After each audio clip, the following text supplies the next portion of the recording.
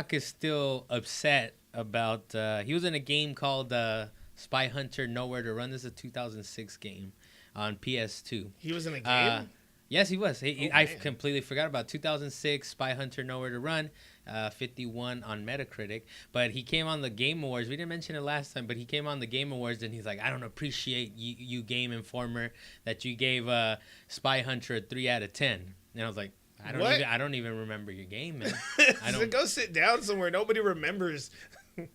Go sit down and work on the next. Well, he's at Jumanji. I don't know. He really does. He holds a grudge. He's changed a lot since when he first started acting. I think he seems like a cool cat. He played it up. Now, before Gridiron Gang, it was terrible. Welcome to Salient Points. This is your Tuesday episode for the week. I'm Carlos Macias, your host, along with Dalan Kirkwood, my co-host here. Yes, here I am. There you go. Thanks for coming by, Dalan. Thanks for coming around. So last time we spoke on the Game Awards. But over the weekend, there was the PlayStation Experience 2017. And for the most part, it was a low-key event. You know, it seems like it served mostly as a VR showcase, you know, for the most part, because they did a lot of VR stuff. And we'll go a little bit through it. Isn't that what PlayStation Experience basically is? It's a showcase for some of their newer games. Well, yeah, but a re-up of some of their videos. Yeah, but they seemed like they leaned a lot on VR. They announced quite a few things. They're trying to bring it back to the spotlight. Especially with that whole push that they did. They got to do it, right? This is their initiative, and this is what they're behind, the PSVR. Well, whatever they're doing, it's working. I can say that. Well, yeah, they sold like about 2 million. Did we talk? I think we mentioned that last time. No, it was 2 million. See, you're over here making stuff up already. No, I didn't make up anything. It's 2 million. You were about to say 3 million. But anyways, so one of the things they showed was Firewall PSVR. Did you check that one out? It's a Firewall. It's a 4v4 tactical shooter. So it looks like it's Rainbow Six, the VR game. Ooh. It's did you not see any of these trailers? You know they were listed here for you to check out. Good job. Anyways, Firewall PSVR, it does look very Rainbow Six-ish. It'll be, you know, I'd like to see it how it plays out because you know, one of the issues with VR is the movement. You know, so some traction. Games. Well, I mean, you know, Resident Evil 7 did it, which I consider to be like the best VR experience so far on PlayStation. Anyways, I don't know about the PC world. Okay. But as far as on PSVR, that's the best one because it figured out the movement and it figured out not to be like a twitchy type of movement. You know, it's like you turn in degrees. So that was kind of the genius of that game. And but Firewall PSVR from what I could see, it's like a smooth movement. You're moving back and forth or whatever it is. The one that they were showing a demo of what was it? It was the expanded demo, or they're gonna actually make a game for the London Heist, which is that's right. I still need to play that myself. What is it called? Yeah, London Heist. Yeah, that's what it's called. The London Heist. No. But the new one, they're kind of something else. Anyways, that one looks like they're doing kind of a combination of both, where you moving from spot to spot, where you're actually like, it doesn't seem like you have complete control, you know, as you would in a regular first-person shooter. But it looks like you're moving from spot to spot. It's like, I want to get to that next hallway, to that next corner. Wait, is it kind of like, it's not exactly a rail shooter. It's like they stop you in a position. Yeah, you shoot some stuff, and then you move forward. Is it like Time Crisis? There's some areas that see you haven't played the London Heist. So if you play the London Heist, I've seen the London Heist. Okay, well hold on. I'm going in that direction, Dalan. So the London Heist, there is a part where you're actually in a van and you're in a van and shooting around and looking around. And in this one, this expanded game that they're gonna make into a full game, there's sections in it where you're like, because they mentioned it was like, oh, you'll be like John Wick. Like, all right. I don't know. Do you know what John Wick is? But there is some cool parts where you're actually in motion and you're just shooting people left and right, and you're kind of like John Wick. I was like, oh man, all right, I want to try this out. So that's Firewall PSVR. Then another thing that dropped today was The Last Guardian VR. I haven't checked it out yet. We're recording on Mondays, so haven't checked it out. Last Guardian VR is supposed to be like a 20-minute demo where you see the Rico. You haven't played it, right? You haven't played it yet, right? Nah, but thanks for having me look forward to that. Oh yeah, it's in my queue and I plan on doing that. But now I get to listen to that. It's in my head. It's a good game. But so I'm gonna check that out. I'll have some impressions for you guys next time. But it looks like a cool little. It's a free demo free PSVR demo for The Last Guardian, and also they did announce that Wipeout was gonna get an update to the Omega Collection, so you don't have to buy a new game unless you don't have it, of course. But if you have the Wipeout Omega Collection that came out, I think like 6 months ago or so, they're updating it with VR. So that one. Did you even play the Wipeout games? I play them? No, I didn't. I tried the Omega Collection. I was like, maybe I can get into it. Like, I can't, man. I'm not down. You're not down, man. I've been playing those racing games since like Jet Moto days, so I'm just so used to it. But the trippy thing about Wipeout, well, I don't know yet, but it doesn't seem like they're because it's you're playing Wipeout the game in VR is from what the update is gonna be. You know how fast that is? Do you Trust know how me, sick? I know. Do you know how fast you will get in VR doing Wipeout? So anything I would like for me to be able to handle it, but anything like that, like Eve Valkyrie, or what's the shooting one? It was Eve something. You're talking right? about the one when you're in space, Eve Valkyrie. So anything that's like motion heavy like that, oh man, you don't. I get so queasy. You have to actually like use the controls in the ship in Eve Valkyrie, right? You have to actually use the throttle, press certain buttons. But there's certain weapons. There's certain weapons where you move the headset. And that's how you aim and shoot, which I think that was preferable to other things. But yeah, you can use the controller for some, and then some weapons where it tracks your head movement, and that's how you shoot. No, I mean, like, when you're in the cockpit of the ship, there were certain things that you actually had to do in the ship. It wasn't too from what I remember. I mean, it's been a while since I played. From what I remember, it wasn't too complicated. It was really you're just going forward. Going forward. But you're in the cockpit, right? And you can look around inside the cockpit. Because I know when I was watching videos, that was one of the big things that a couple of my friends were really excited about. They wanted to be in the cockpit, and really doing the stuff. Yeah, but all this like motion, like you want to say to yourself, you're like, I can handle it. I don't care. No. Give me the full motion. It's like until you actually try it, it's a whole different thing. So Wipeout, I don't know, man. I'll give it a shot, but it's the speed you're gonna freak out. based on my previous experiences, I don't think it's gonna work out. Don't freak out. It's not a roller coaster, Carlos. So that's so that's Wipeout. They're gonna update the Omega Collection. So if you already have that game, it's gonna update to have VR. Another tidbit: God of War was kind of presented, and I believe they showed a new trailer. But the main thing, one of the main things that came out of it, one of the main things that came out of it is that it's going to be a 25 to 30 hour game. Now, if you've played God of War games before, they're not going to be 25 to 30 hours. You're going to beat that in like 10, 15. Yeah, they're at the most, about 8 or 10 hour games. Like 1, 2, and 3, they were about 8 or 10 hours. I can tell you, it is an 8-hour game. Yeah, so to me, it's like, what are they doing with this? So, but this one seems like it's going to be a little more story focused. You know, like it's sort of a third person, like behind the camera type of action to it. So it's not like the swinging wildly that you're used to from the. I believe he's like an older God of War. Too, yeah, it's the older version of God of War. So he's more chill. It's the older version of Kratos, not God of War. Kratos. He's an older version of behind the shoulders. So it looks like a slower paced game. It looks maybe like it could be sort of Last of Us. I hope that's not blasphemous, but it sort of looks like it could be that type of game. I wasn't going to say Last of Us. I was going to say they're trying to aim for things like Horizon Zero Dawn and maybe, and Tomb Raider. They're trying to do that innovative thing where it's behind them. But it doesn't look as smooth as those games based on what I see, or maybe it's just what they've shown so far. It looks like a slower pace game. It is not. It's just they didn't show too much action in the game. They were more focused on the story and the fact that God of War is that Kratos is there, and you're gonna fight these massive monsters. But they didn't show all the massive battles that you're gonna have. Yeah, I mean, it was 25. I mean that's it. Just the hour thing. It's not because it's God of War, but it's not classic God of War. Yeah, it's not like classic God of War. It's not hordes of enemies coming at you at all times. And you're swinging wildly with those amazing like hook things. It was good, man. God of War was amazing. The chain links. So Detroit Become Human they're saying that they showed another trailer which people were kind of maybe it's a little boring, but spring 2018. So that's. They're not very precise with it, but spring 2018 you can look forward to. Well, with their little controversies, they gotta. There was another game, Donut Country, which looks pretty cool. I don't know if you've seen it. No, I didn't ever heard of it. Donut Country. Yeah, Donut Country. I don't believe it's VR. I think it's just you could play it on a regular screen. But so in the game, it looks like you're in an environment. It's one of those nun games. It seems like where you're sort of in a 2D, 3D environment, like an animated environment where.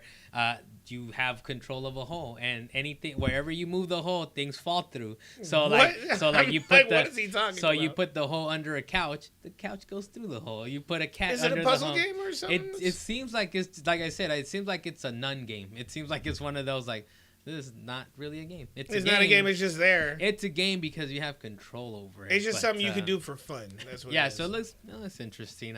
There's another one for PlayStation VR that was announced, Jupiter and Mars, which is like an underwater. You're like a dolphin, and you're kind of going through underwater majestic areas. It looks Abzu, or what was it? Abzu? It's sort of like that. This one looks a little more neon-y, and I think they're gonna have a bigger focus on the music. Neon Abzu. Because actually, what's cool about that game, Jupiter and Mars, is that these guys are ex-EGM guys. So there's one guy, James Milkey, and then Sam Kennedy, I believe. They used to work at EGM, so they're coming from Electronic Gaming Monthly, and they're like, this is what they've been up to for the last, they were for doing the last stuff 5-10 years, because apparently they were globetrotting all over the world, and they were scuba diving. They got their license, and I was like, oh, well, this is like, hey, let's make a game out of our lives. So I was like, this is what they're working on. It looks like a cool little game. It looks like a short, fun distraction. The other thing, MediEvil, there's a MediEvil remaster. So it's my understanding of MediEvil is, so this is a PS1 game that they're remaking or remastering. My understanding that I got from, the rumorings and all that in Twitter Nation is that it's going to be something similar to the Crash Bandicoot remakes that we got earlier this year, where it looks prettier, but it's the same mechanics, the same game, just prettier, just Crash Bandicoot. Honestly, if they just do a straight port and just make it pretty like they did Crash Bandicoot, whatever the new, which is trilogy. Probably not as simple as we're making it out to be. I'm sure there's some work involved. So. Well, what I would love to see is just a reimagining of MediEvil in that same type of setting. Did you play it? Did you play MediEvil? Yeah, I used to play MediEvil all the time. Okay. So I beat the first game. Was it a long game, a short game, a platformer? What kind of... It was kind of I can't say top-down view. It's like an angled-down view. Isometric? Yeah. They like to call it isometric. Kind of like Spyro the Dragon. Okay. Except you couldn't get that low with the camera. So it's a 3D adventure. It was a 3D adventure action. You're going around, you're killing things with your sword, spinning, doing little action moves, jumping on top of platforms. So this is something you would consider picking up when it releases? Yes. No, I actually was considering picking it up. You have enough nostalgia for it. We're like, I'll check it out. Well, it's been so long since I played the game, and I know I had a blast with it. I believe it's 2018, if they mention the date. Maybe, I'm not sure. What should be 2018 is Monster Hunter. They dropped a new trailer. Did you see the new trailer? Yeah, it is 2018. That's supposed to be like January or February. I forgot. Oh, that's right. Yeah. It's in a few. It's in a few weeks actually. Yeah, it's next month. So be ready for that. And I know you touched. We were hoping to have a bigger impressions, but we didn't. Didn't get a chance to dig deep into it. Okay, I didn't dig deep into it so far, but I did watch. Now, some what did you videos dig deep in it? Because this is a thing that sometimes you start saying things and you're not. Present. So what did you dig into a little bit? Okay, I actually dug into really two things. With the demo, I actually dug into looking at the graphics. Mm-hmm. Now, this is a demo that dropped on PS4, the Monster Hunter. The Monster Hunter World beta for everybody that can play it between the 9th and the 11th. We'll have more impressions on Thursday, but just quickly, just what do you think? But real quick, so far what I had done, just the graphics by themselves was beautiful because there was way too much detail in that. And I was sitting here looking at my wife. I was like, wife, look at these graphics. They're stunning. Now I heard I heard that regular PS4 there was some chugging issues. You didn't notice any of this? You didn't notice chugging? People were talking frames about being dropped or anything like that? Yeah, people were talking about how when you fight against one of the larger monsters, that frame started dropping, but when you're on PS Pro... but you didn't get to that yet. No, I didn't actually... I didn't even start that mission. Okay. I just went to the beginning mission to go hunt down a regular-sized monster. So I was doing some tracking, which was actually pretty fun. There's crafting that you could do in the game, and don't worry, Carlos, you don't have to craft in order to eat. Oh, you know how much I hate crafting. Yeah, they have places where you could just go order food and probably go sleep, camp, things like that. So you don't have to craft if you don't want to. Things of that nature. Yeah, so if you want to learn how to craft, there's small crafting experiences to be able to make food. Of course, you have to wait and cook. We're getting down with that today. Yes, we'll try it out. We'll have some impressions analysis for you guys on Thursday, and probably dig a little more deeper, get some of that meat off the bone. Okay, well, so to speak. Another thing they actually ended up coming back to it. Overkill's Walking Dead. They talked about how it's being released at late 2018. Dalan? Who is I just said it. Overkill's. Okay. Oh, that's the developer. Dead. Yeah. Yes. Yeah. I was like, that is. Pay attention. Yeah, that's right. Okay. So Overkill, the people that creators of Payday, they decided to take a little bit of their engine and a little bit of Borderlands, and they threw it into this Walking Dead game. Mm-hmm. And of course, they released the cinematic trailer for it. People have been talking about it recently, showing off a guy named Aiden. I'm not sure how to pronounce it. It's an original character, not from the comic, not from the show. It's just an original character, a dude named Aiden living out in Washington, D.C.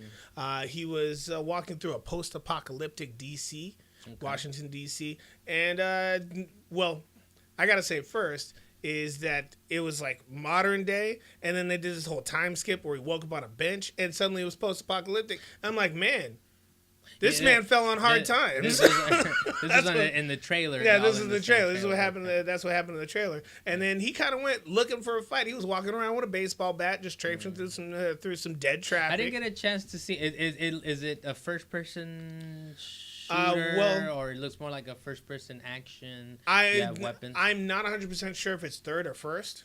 I got to look more into that. It was more of a cinematic trailer. Yeah, it was just a cinematic trailer. They didn't actually give a lot of information what the actual game was going to be like, but they did actually mention specifically the fact that it is going to be a 4-player co-op game. Okay.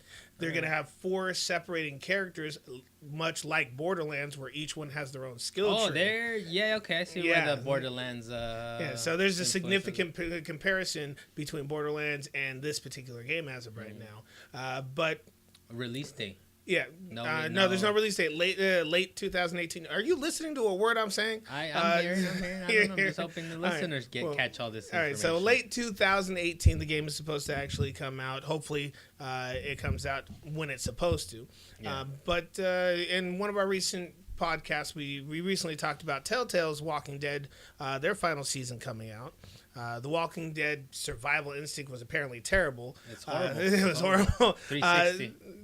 360? It was on Xbox 360. Oh, it was on Xbox 360. Oh, well, in this particular case, do you think that they will succeed with the direction that they're going with the game? I mean, the thing with the Walking Dead series, it's like there's a good comic book series. The TV show is kind of up and down. It has high highs and low lows. So I think we might have mentioned it before. So it's kind of the series in itself, or the franchise, is a little inconsistent, right? So you kind of want to hope that they're in the right hands, right? But I mean, usually you can tell with this kind of thing. Like Telltale is like actually, I think they came out basically with The Walking Dead. They had done other stuff. They did Back to the Future and other games. No, they did that Wolf game. But before all this, Walking Dead. Good job paying attention. What? So before The Walking Dead, they had done different games, and then you could kind of like, all right, you could see kind of the idea, the skeleton of what they can do with it. And then Walking Dead was really Telltale's coming out moment. We can take care of this franchise for you. And then the Walking Dead survival instinct was like, I think it was like an unknown developer. I think it might have been even Activision published. It was just a completely separate entity altogether. But like right off the bat, you kind of knew it. Even before it came out, you're like, what is this? They haven't announced it. They just kind of dropped it out of the blue. Surprise! I mean, they got a 32 on Metacritic, so that's just how terrible. And games on Metacritic, like, if it's 50, like, I was like, ooh, that's pretty bad. So when you get a 32 unanimous, bad, horrible grading on it. So that was sort of a first-person shooter action game as well.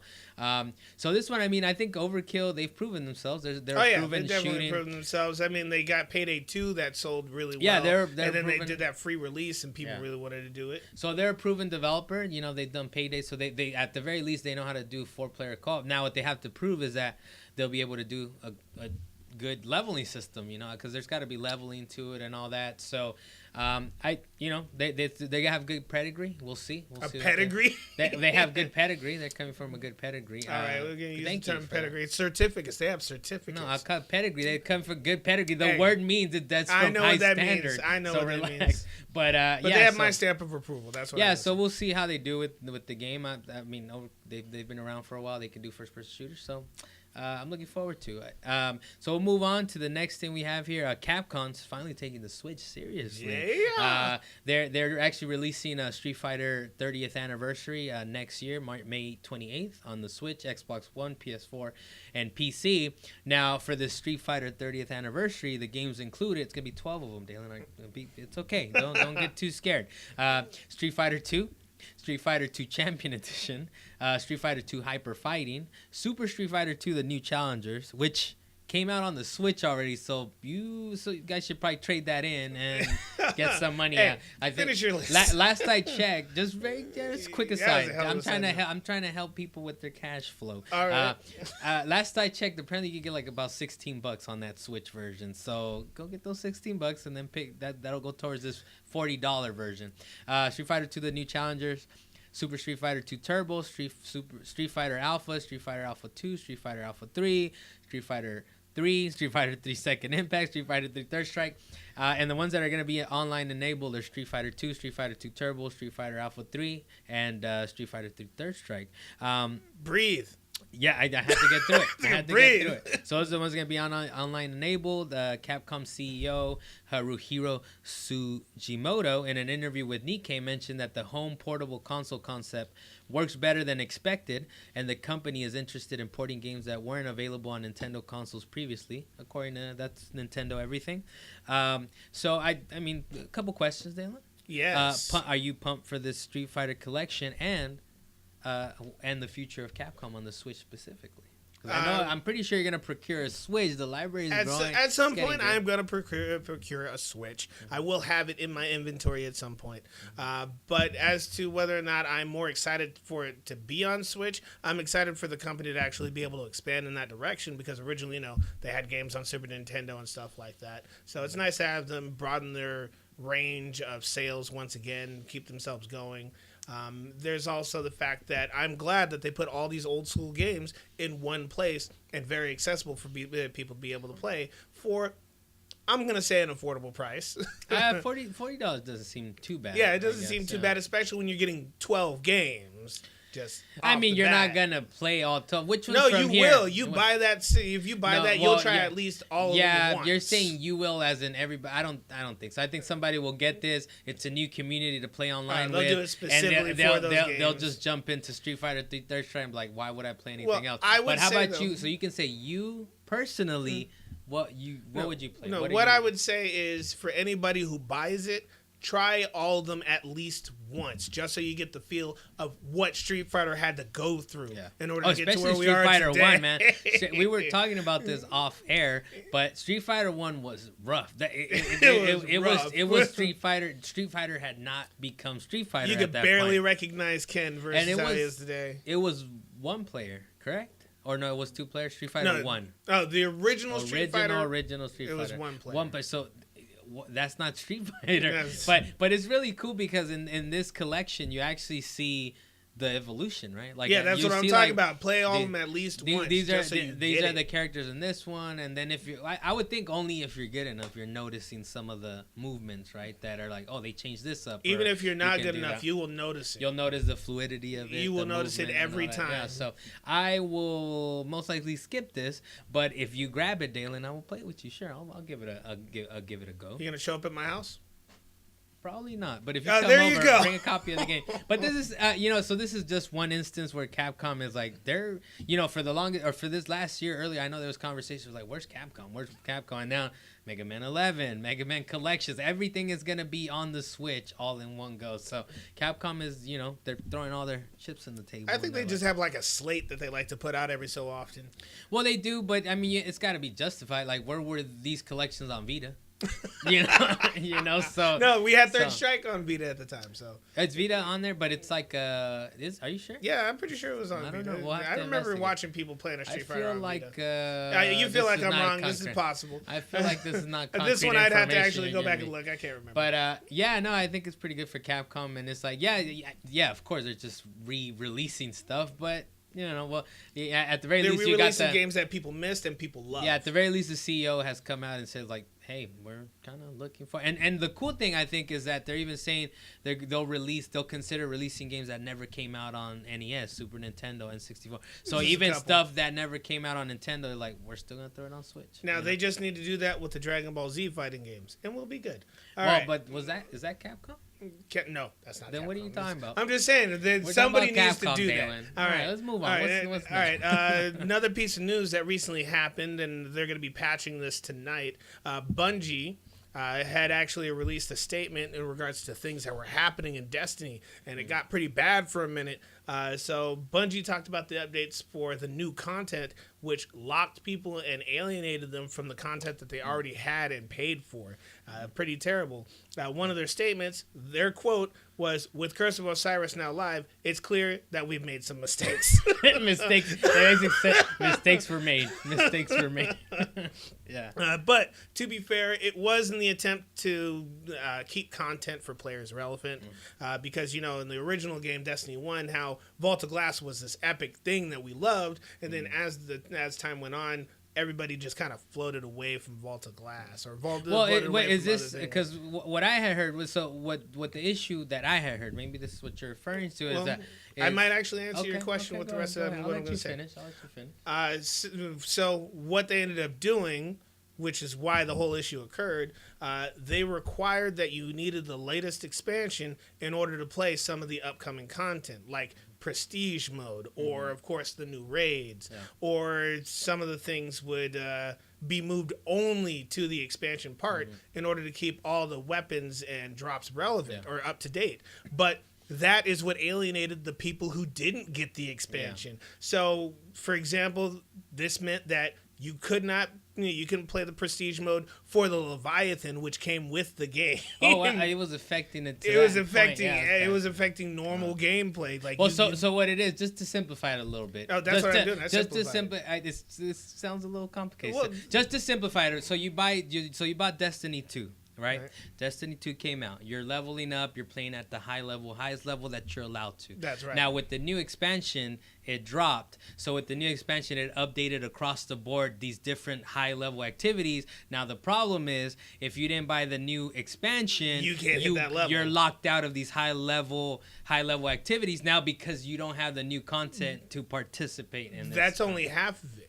Yeah, but I'm saying, that's just to simplify it a bit. Simplify that portion. But what is their solution then? Just get to No. I got to say the rest of the stuff that it ended up blocking people out of, because it was kind of a big thing, is that even aside from the prestige mode for the Leviathan, but it's just the general sense that you're locked out of, so it doesn't have to be that specific. What is their solution, I guess? Well, their solution was to reduce the light level back to where it was, so that people would be so that people will be able to actually attend it and be able to actually go do some of the missions that they were no longer able to do anymore, because they needed. Are they separate? Are you splintering it, or everyone's affected by this? Even if everyone's affected by it. Even if you if you have Curse of Osiris, you weren't affected by it, or at least not by most of it. Okay. One of the things that did affect us, and we didn't even notice, is that they disabled the trophies and achievements. Oh, that seems appropriate. If you have Curse of Osiris, you can't get trophies? No, it was the fact that when Curse of Osiris dropped and the whole change happened, it completely disabled trophies and achievements. This is the life of a Destiny player. We just got to deal with this stuff. And now that they're kind of placating to the casuals and that kind of stuff, it's like, hardcore guys, like, we understand you're there, but we need these casuals to get involved. But with that, they also couldn't do Trials of 9, they can't do Iron Banner, and they couldn't do the faction rallies. Yeah, so it's a whole mess. So when is this update? So you're listening to us on Tuesday. On Tuesday, so Tuesday it's going up tonight. So we're gonna get a taste of it. Yeah, well, I'm hoping that the taste will be gone. I wanted it to leave my mouth. So did you get across what you were presenting to us, Dalan? I did get across what I was presenting, but how would you feel if you suddenly got locked out of your content? Well, that's the thing. Like we're I guess you can say we're sort of hardcore. we play Destiny. We're gonna get every expansion, right? So you don't feel it because you get the new expansion. You're like, all right, we're trying to do everything high level, so everything's open to you in that sense. So, but I can understand the angst, the difficulty, the frustration, the anxiety that the Destiny 2 players that haven't bought the new expansion, they're like, why am I locked out of this? So you would think, and like everything else in development, I'm sure it's not this easy, but you would think they just splinter it and say, if you're in Destiny 1, because we've dealt with it in Destiny 1. We've dealt with it where some activities were locked out. You were locked out of certain things, and they either put like, oh, this is legacy maps, or remember they kind of that's right, they did do that. So we have dealt with it before, but now but it's they like, split it properly and they allowed people to really get into their own content. They compartmentalized it where it's like, even if you don't have any of the expansions, you could still play good amount of content, but you're still locked out at high level, which that was happening with Destiny 1. You were still locked out because you don't have the new expansion to get to the new light but level. But like I said, to be fair, they were trying to keep all the content relevant. That's why they actually did this. And with them trying to keep it relevant, they alienated the people that aren't up to date. So speaking of which, we can move on to our honorable mentions, and to keep it on Destiny just for a couple more minutes, bear with us. There's a new gun that dropped. Loving that gun. It was what was it called? The Prometheus lens. Yeah. So and this is on Twitter, right? So the Prometheus lens is really like what is the Cold Heart, which was like, I think it was a pre-order bonus or something. At some point you could actually get the drop as an exotic so it's basically gun. the Cold Heart but red, but it's a laser the beam. Cold Heart but hot.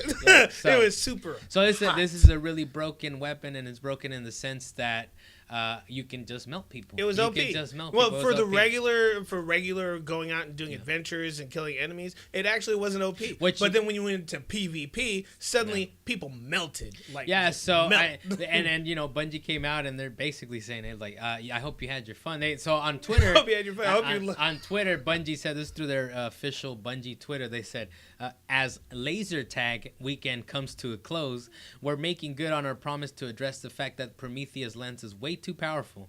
Sure, it's fun, but it breaks the crucible for anyone who wants to use a different weapon. Given the short window we had to make an emergency fix, it will be adjusted to be way too weak. In January, this new exotic will receive a proper play-tested design pass. So keep shooting away, and then at some point they're going to make it so weak that you don't want to use it, and then in January they'll rebalance it. So that's what's happening with that. Are you going to miss your laser tag weapon, Dalan? I really didn't use it all too often. I haven't gone back to the Crucible since that started happening to me. I was still killing people, but man, when they got sights to me, I was like, no, get behind a wall. So it's a fun little weapon. If you have the Cold Heart, you basically have an idea what it is, and Sir had it. That's the funniest thing that you Bungie just go was buy like, just go buy it. Just go buy it and enjoy the weapon, and we'll get it nerfed, and then at some point it'll get rebalanced, and we'll enjoy it again. Another quick thing, one of my favorites being the Shadow of the Colossus, having their HD remake, their complete rebuild of the game, and there was a video that had a comparison between the old games and the new games. You get that taste. You get the taste of how bad it was. Well, let me ask you, Carlos, what was your impressions of the difference between the originals and the remakes? So in the video you see a huge difference, stark contrast where you see the PS2 and it's like it's a little muddled, it's very pixelated, it's very like what was really cool. What's really cool about it is that you see I'm pretty sure that everything was generated. Like it was just off rendered. I'm pretty sure it was well generated, but it was pushing the PS2 too hard. So Shadow of the Colossus, if you guys don't know, it's a game where you're kind of climbing Colossus, giant monsters, and you're looking for their weak points, and you're stabbing them in really graphic, gruesome ways that were very satisfying when you climbed them. You stabbed them, and there's like an oil spill coming out of them that spurts out of them. So it was very good. But anyways, so in the comparison, you guys can look it up, Shadow of the Colossus video comparison. They go through the PS2 version where it's pixelated glory, and it's faded glitchy. Like it's glossed over with a veil of fog. yes, with this nice lathering of Vaseline. But the animations were really jerky, and then they go through the PS3 version, which was sort of a remaster of it. But they just cleaned it up. It was an HD upscale remake. Yeah. But it wasn't actually a remake. It was just an upscale so they just cleaned it up a little bit, and then they go into the PS4 Pro version, which is funny because where's the PS4 regular? They mention PS4 Pro specifically. So what you trying to hide, Sony? But it looks really clean. The animation is no longer jerky. It's like actually a smooth movement. I don't know if you noticed that. If you look at the arms, how he moves when he runs and everything. Well, like I said, complete rebuild. I mean, I don't know if it's a complete rebuild. It definitely because so they kept the base models. Yeah, but it's much smoother. You still, that's the thing. It's not complete from the ground up. They took the I don't know if it's the code or whatever you want to call it. Call it the sandbox. They took their sandbox. They brought it over and they didn't completely rework everything, but it is smoother. There's still like a slight jank to it. if you look closer. Is it janky? It's just, but you know, if PS2 to PS3 to PS4, it's like night and day, man. So it's I'm looking forward to it. I'm looking forward to. I think it's gonna be like $50, so I don't know. They gotta take a step back. I'm pretty sure it's 40. I mean, it could be. From what I saw, maybe there's a 50 collector's edition. Maybe there's a 40 standard. It's funny as we say this. I can think of one other game that did this, but it didn't do it as hardcore. Was Final Fantasy X. What did they? Final Fantasy X. They went from PS2 to HD remake on PS3. And then they did an HD update on PS4. Yeah, but it basically is the same. They didn't. Game. Yeah, they didn't really do a rebuild or nothing like that. So now I got for our next honorable mention, Dalan. I know you were very pumped about this. In the DC universe, in the DCEU. DCEU. Man, what is wrong with you? You have a stroke? You all right? I'm just like don't care enough about it. But care more. I will not care more. So you got Batgirl, the movie Batgirl, and Green Lantern Corps apparently are still coming as they were listed in a panel Sunday at Comic-Con Experience 2017 in Sao Paulo in Brazil. Sao Paulo, Brazil. Along with, so in this panel, they also listed Wonder Woman 2, Aquaman, Flashpoint, Justice League Dark, Suicide Squad 2, Shazam, and The Batman. It's called The Batman. Of note, some of the things that were noted in the article was that there was no Justice League 2 or Cyborg, which was Cyborg that was meant to be released in 2020, so it wasn't mentioned in that panel. So, I mean, I would think it's still coming, right? I mean, it's just the next Justice League. I would hope Cyborg. So my question, Dalan, is so Batgirl and Green Lantern are not canceled like rumors speculated. You happy about this? Well, for the Green Lantern Corps, I saw it coming from way back when they originally announced their little lineup because they were trying to catch up to Marvel and their whole universe. So when they announced it, they were like, "No, we're gonna reboot Green Lantern way down the line, 2020." They actually announced that way long ago. The Batgirl one, they kind of brought it up and then they set it aside. So Batgirl one, I wasn't really excited about, but the one I am excited about, two of them actually, is Flashpoint, because that was a huge pivotal point in Flash's life. Okay. What is Flashpoint? Is that that's Flash, but why is it Flashpoint? I guess because where's the Flashpoint? Because throughout the entire career of Barry Allen, his whole being the Flash pinpointed on the fact that his mother died and his father was blamed for it. So he became a scientist. Boom. That was his genesis. That was his origin, his genesis. Yeah. But at some point, he went to this point of despair. He ran back in time and saved his mother. Okay. And it changed the timeline entirely. What's the other one you said you're interested in? The other one was Justice League Dark for only one reason. Constantine. Okay, who's Constantine? Wait, John Constantine. There was a movie Constantine. You might remember the one with Keanu Reeves. Well, that's related, or that is Constantine. It's the same. That's the same character. Okay. It was just done a little bit differently, and I myself, I still appreciate it. Now, where does Justice League stand in the timeline versus Justice League 2? Is it before, after? It's completely different, separate timeline. You're asking me where does Justice League versus Justice League 2 stand? No, where does Justice League Dark versus Justice League 2 stand in the timeline? Before, after, or it's completely I guess that depends on how they decide to actually roll out the story and which. There's no details. Yeah, to it. Which arc they decide to choose is what makes it pertinent to the story. I mean, they announced this, and it's on this list before Justice League 2 is on this list. So I would assume that this is going to be like an in-between thing to try and introduce some more characters and still have it be a Justice League movie. I hope you're happy that they're keeping this mediocre franchise going, Dale. Hey, man, I'm a fan of DC. How about this? The comics might be good, but the franchise, how they're going about the movies is just completely bonkers. They need to fix something. They need to do something. They need to fix their process. All right, so another quick one is Lauren Schmidt Hisrich, the writer and co-executive producer for the Daredevil season 2, that was on Netflix. The Defenders and Stars, the he's channel pretty Stars prolific Power. in that. Yeah, On all those series. Okay. yeah. So he signed on recently to adapt the Witcher novels, not the games, the novels. Oh, okay. But of course, he's going to adapt them into a Netflix series.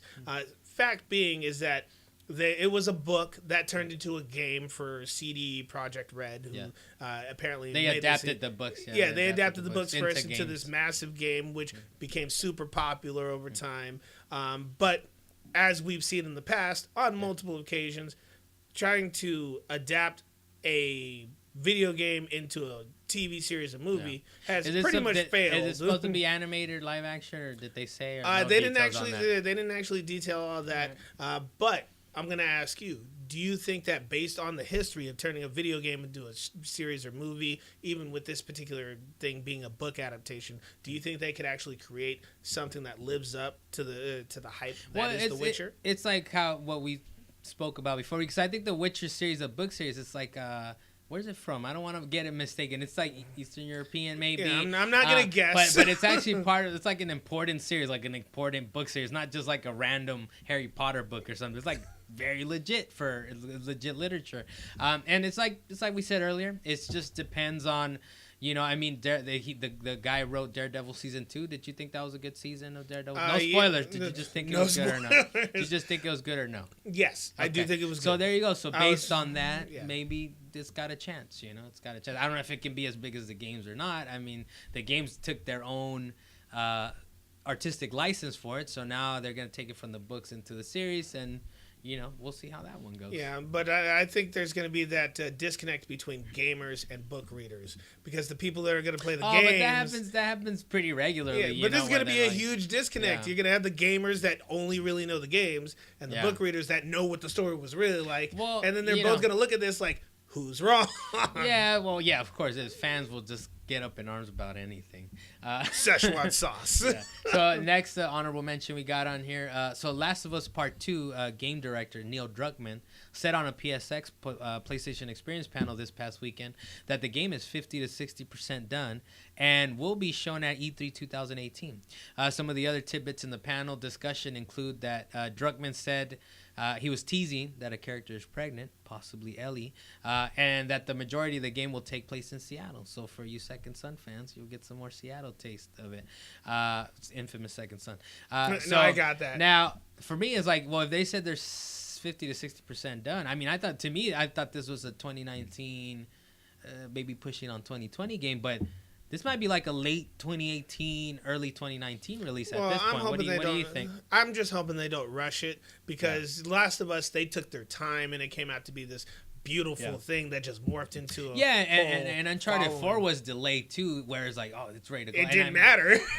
So it's like Naughty Dog is pretty good about this. This is like their series. Like, this is the big one. Yeah. It's Last of Us Part 1 was just incredible. It was just an amazing game, better than Uncharted, if I may say so myself, better than the Uncharted games, just story-wise. Even like it was more action. gripping than the Uncharted games. It was so good that I could even get past the crafting nonsense, which was pretty good though. The crafting was it was okay. The crafting and it had multiplayer that was pretty decent, very intense.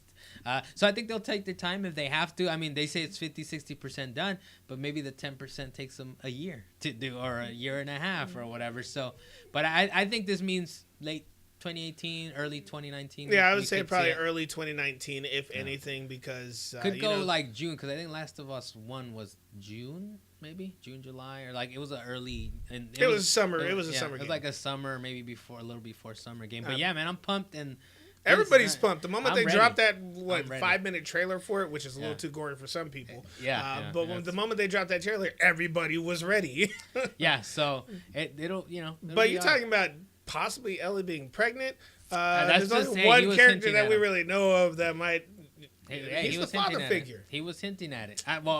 He didn't say all that. What you're hinting at, but he basically treated her like it was his daughter. All right, but we'll see how it goes. I'm pretty excited about it. All right, so another thing that we got here is PUBG. I don't want to say PUBG. PUBG, PUBG. Player Unknown Battlegrounds. Okay, good All right. job, Dalan. I'm glad you made it through that. All right, they dropped on the Xbox One today. U.S. gamer Katie McCarthy reports it having wonky but easy to use but easy to get used to. Easy to get used to overtime controls. Sometimes controls aren't responsive for me, but only at the start menu before I jump into an actual game. Overall, the Xbox One game preview edition of PUBG is still in the rough growing pain stages, just as any game preview, but it is still playable. I still very nearly got a chicken dinner just in the morning of playing it. For players who aren't able to afford a nifty PC, the Xbox One version is a fine playable option. It is a fine playable option. I myself am not a huge PUBG person. I mean, I've watched and the you game. can play it on your computer, I think. Your computer is PUBGable. It is very PUBGable. It's not my type of game. Yeah. But Carlos, are you trying to go hard on the Xbox One? Yeah, man, I'm ready to go. I mean, we're recording on a Monday, but it's a Tuesday episode. I'm ready to grab it, take a hold of it, and enjoy. Take a hold of it. But, thanks for US Gamers. So they got the preview up because it did go up at different times around the world, so people are playing it now, and they're going to be ready to go. And of course, the Xbox One version is always going to be lagging behind the premier PC version, But whatever. Well, it's because it's the PC version, but the PC you got to update all the time. And the PC version, of course, is getting their official 1.0 release, so so we're gonna be stuck on Xbox just with the early release. But yeah, I'm pretty pumped for it. I mean, she says the controls are a little wonky, but it's just you just have to get used to it. Just like any other game where it's not necessarily super standard, the controls. And I think one of the things that she did mention in the preview was that part of it is just the ease of use, because when you have a keyboard, you have so many keys. You can use any shortcuts or whatever it is. You can use the number pads. You can use whatever you need. So that's part of the wonkiness, I guess, that she would be referring to. But as long as the control's smooth, and I know it's only 30 frames per second, and they couldn't get it any better than that. But I'm ready to go hands on. You're ready to go. I'm ready to go hands on with it and give it a try and see if I can get my You think you'll survive? We'll see. I'm going to see if I can get a chicken dinner. What you need to do is see if you can get a group together and get that frying pan and all just go in. And just go very hard on it. So, Dalan, I know this will be of interest to you. Let's hear it. This Soul Calibur 6 is going to release in 2018. So we did talk about it before, but did. now we got a couple more details on it. It's going to release in 2018. It's powered by Unreal Engine 4. There's the new strategic battle mechanic called Reversal Edge, and the game will take place primarily during the events of the first Soul Calibur, and that's the reason that Mitsurugi and Sophidia look so young. That's just a little tidbit thrown your way, Dalan. What do you think, Dalan? Now, based on this new information. Well, a couple of my problems being with the game is that from parts 2 to 3, the graphics are great. Then 4 to 5, they dropped the ball somewhere, and now they're doing 6. And when I looked at it, it didn't look any better than 5. Part of my thing about Soul Calibur is that it looked beautiful. It doesn't look as beautiful as it used to. I've noticed that too. And it's what did they do to these people? It's like they threw lasagna in their face and just made that their new face. It looks good, but it seems like it's one of those games maybe that they were kind of let's throw it together. Let's just throw some stuff together. And if you don't necessarily have all the time in the world to make something, then what do you focus on? You focus on the mechanics. That's what you would want them to focus on, right? So hopefully the mechanics are solid and they're good, and Yeah. So as you say, what did you call it? The Soul Reversal. I mean, they call it the Reversal Edge. Yeah. The Reversal Edge. They already had reversals in the game that people don't really use unless you really know how to what I fight see from the videos is that they're trying to make it so it's a little more accessible, a little more easier to do the reversals. I guess you just gotta have good timing with it, but that's part of a fighting game. Is you gotta. Now I don't know if they removed. So you're saying there was already reversals, so it'll be interesting to see if they remove the old system and. Yeah, it sounds like they may either introduce a new system on top of the reversal system they already have and replace it. Yeah, or they may have replaced it and just changed the mechanic altogether. And if that's the case, that would be the reason why I try and play that game, just to see what that new reversal mechanic is. Now, Dalan, before we go, we will be talking about the raid. That's going to be after the outro music, so because we will talk spoilers. But just to throw this out there before we go into the outro, is Atari has started emailing fans about the chance to pre-order the Atari box. I don't know if you've heard about this before, but this is an Atari box. It's supposed to be a $250 to $300 retro modern console. Starting December 14 is when you can get your pre-order in. No release date, maybe spring 2018. No announced games, but you can pre-order. Are you getting yourself an Atari box, Dalan? Just listening to you, the thing that popped in my head was, man, they're trying to bring Blade Runner to life. I remember that big old Atari sign across the side of that building. I am very definitely not down for a $250, $300 system with no announced games. I don't know what it is. I don't know what the specs are. Nah, that's a mystery box in a mystery box wrapped in an enigma, and I'm going to sit all the way on the other side of the football field. So for your Tuesday episode of Salient Points, Carlos Macias, you can find me at @AdoSayClean on Twitter, and you can find, where can we find you, You Dalan? can find me, Dalan Kirkwood, over at Twitter, of course, at _Zaysha_. Also a good place to view our videos if you desire. If you so desire. So. Other than that, yeah, if you want, stick around after the outro music here, and we're going to talk about some raid layer for Destiny 2. Full spoiler. I'm gonna be somebody tonight. I'm gonna be somebody tonight. I'm gonna need a new body tonight. I'm gonna need a new body tonight. Thank you for sticking around after the outro, in case you were so inclined to listen to us talk about the new raid layer. So that's Dan, we didn't get a brand spanking new raid. We got a raid layer. It felt like a brand spanking new raid. That's what I'm saying. We'll get to it, Dalan. We'll get to it. But yeah. Do you even raid, bro? But yeah, the raid layer, kind of awesome, if I may say so myself. I think it's a pretty cool raid. I mean, I thought you would have to. Oh, this is spoilers. Before you guys are like, oh, maybe they're gonna give us a hint. No, this is spoilers. Because if you're truly like, if you want to blind run it, we're gonna talk about stuff. So one of the cool things about the raid layer is like, yeah, you click on it, you go into it, and yeah, you go in through that cool Metroid Prime style opening, and then you just go right up to the door, and you just start going through the maze, and you start off with pretty simple puzzle. I mean, broken down, the raid is really like 2 sections, 2 or 3 areas, right? There aren't any real mid bosses or anything like that. Yeah. It's just one boss for the most part. It's basically you're on a travel to go kill a specific enemy. Yeah. So, yeah. I mean, so you start off, you're doing the puzzle, and it's a pretty simple puzzle, but it does require your whole 6 players. I mean, so many people were confused as soon as they walked in there. I saw you dying over and over again. I was like, Carlos, one person at a time. So what did you think about that? It was very simple, but it was kind of cool to kind of. You just had to catch it when you get in there. You have to communicate. So, but it's not the hardest thing either. I think if the more we run it, the more it's like who's next, who's filling in the role. Because you don't even need to have an order, really. You just need to know. It starts simple enough where the puzzle order is like you jump on the first platform, and then you jump on the next one, and the person's following you along. So only one person per platform. And it starts off simple enough, and you're just kind of going straight, or kind of it curves a little bit. But eventually, sometimes it splits off. Yeah, and then you get enemies that are shooting you from far away. Like, man, I'm just trying to stand here.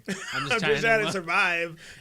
But then it gets a little more complicated, where the platforms are no longer straight, but they're actually going to the sides. And then you're kind of filling in gaps to where, like, okay, now I was the leader, but other people have to fill in the team 2, gaps, and then you got to zip in. So that was is that the closest that we've gotten to, say, like was it the Taken King? Was the raid the platforms? That's the closest we've been to sort of platforms, but those were moving. This was a little cooler too, because it does take coordination and that was the Taken King. I had to think about that one. It was a Taken King, right? So that's the closest we've gotten to sort of platforming type stuff, right? And it was actually really fun. I'm glad that they put it in there. And then the part after that, it wasn't as fun as the rest of the raid, because it was basically just survive.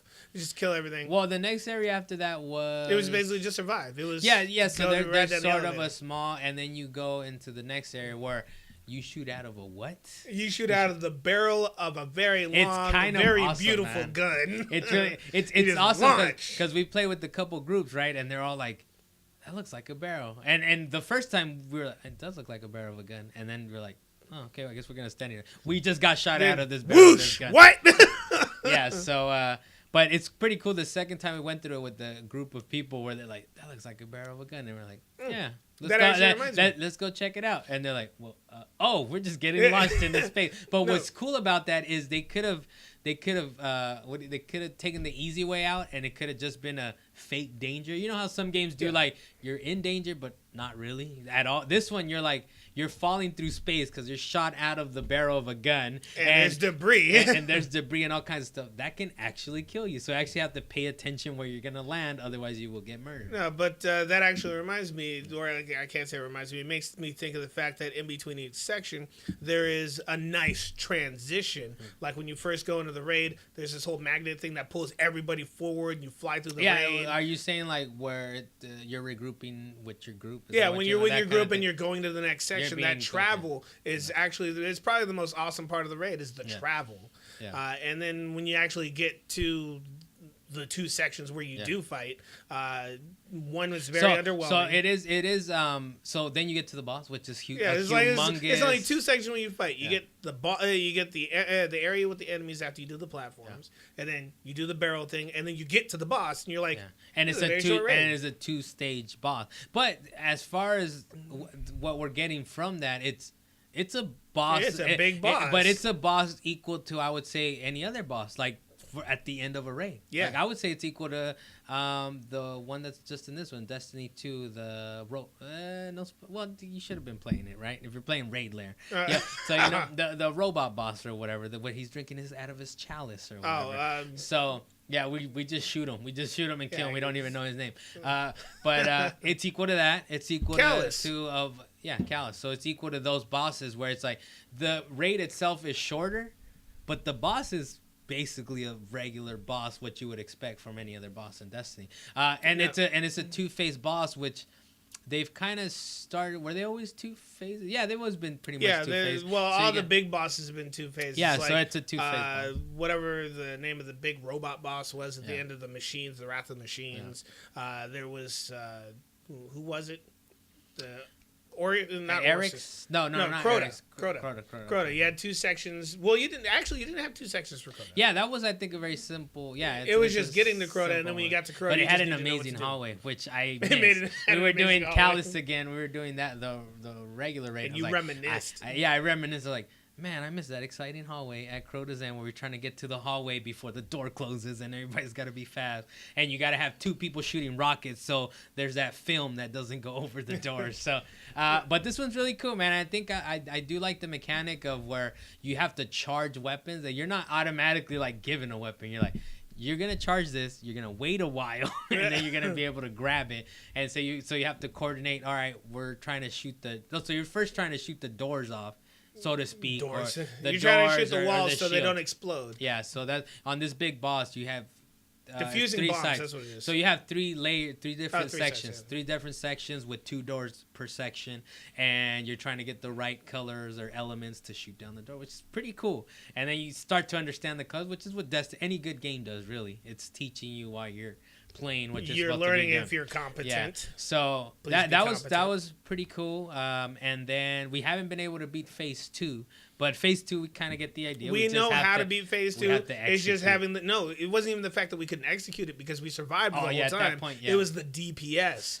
You got to have enough DPS to actually get the boss down to a good amount of life. Oh, now pro tip. Now we didn't know this because I didn't know this, but now I know for my other characters. So what you want to do if you haven't gotten to this point yet is you actually want to do public events. Like if you're coming straight into the Curse of Osiris expansion, you actually want to level yourself to 25 before you do the story missions, because if you're level 25, then that means while you're doing the story missions you are actually getting good high level gear to kind of help you out, because otherwise it's sort of a slog. It's a slight slog, not too bad, but it does. You're like, man, I wish I was more leveled than this. Oh man, I'm gonna have to do a lot of gameplay tonight before that reset happens. But I think it's a great Raid, I mean, No, do I wish we got a brand spanking new fresh Raid? Yes, but based on what they did and based on what they're offering us really good boss, a really good boss with a couple preliminary stages. Yeah, see, that's my problem is that they're getting some of the core elements of a Raid, but they're leaving out some of the basic things that really make a Raid enjoyable. Being like, for example, Vault of Glass. Of course, there's the. Well, but we knew this though. It's not like they're presenting it to us as a raid. They're not. That's the reason that they said called it Lair. It's a raid Lair, and apparently this is what we're gonna be getting going forward. Now, I just thought about this. Would it be cool if eventually these are all wrapped around because you get Callus and then you get the node for this other boss now, and then we got 2 other nodes that are open there. So maybe for the next, I'm thinking we're gonna get raid layers for the next expansion. They better drop 2 raid layers for the next spring update or whatever. And then next year we get a legit raid to go out there and have it. Because like Vault of Glass and I want to say Wrath of the Machines, but the last one, The Taken King. Because those 2, you had sections, mid-bosses, travel. You had all of it in one good place. So the shortest ones were like Crota's and then Skolas. And then Skolas was the last. But Skolas was perfect, man. I think that was was it Skolas? Skolas was machine. Horde mode. Wrath of the Machine. Skolas was Horde mode. All right. Relax, Dalan. So Wrath of the Machine and I think Crota's End, I think were like the best. They were short, but they were like a good length still. They still have if you were good, maybe 2.5 hours less, probably less. So if you really had a good group, and it's like, man, it's perfect. I had fun. I jumped in there, had fun. This one is even short. This one is even shorter than that. So. But I think it's good. I mean, they told us from the start that the raid layers we were disappointed already. So it's not like we went in there. You made that sound sad. How about this? We already had our expectations. Yeah, lowered. they were lowered already. They were already lowered. So what we got is like it was still exciting enough to play what we got. This is a good boss, and we got a cool sections to. We still haven't beaten it, so we still haven't beaten it. So kind of like any other raid, we still got a level. We still got to make sure to get it. So, but yeah, I mean. Well, that's pretty much it. I think it's a great. I mean, hey, have you gotten your $20 worth? And will you? I guess. Thanks for listening, guys. I'm gonna go play some Destiny. But I think I've gotten my $20 worth so far. So, and we're still gonna be playing, right? And they'll fix all this stuff and. Yeah, they're gonna keep patching as time goes on. So, you know how they like to fix their glitches. I just, the fanboys, of course, are just up in arms about everything, and it's a little upsetting, but it's like. There's other games to play. I mean, just let it be, let it rest, and then come back to it once they fix it. Well, anyways, thanks for enjoy listening. Destiny, enjoy the podcast, and thanks for listening.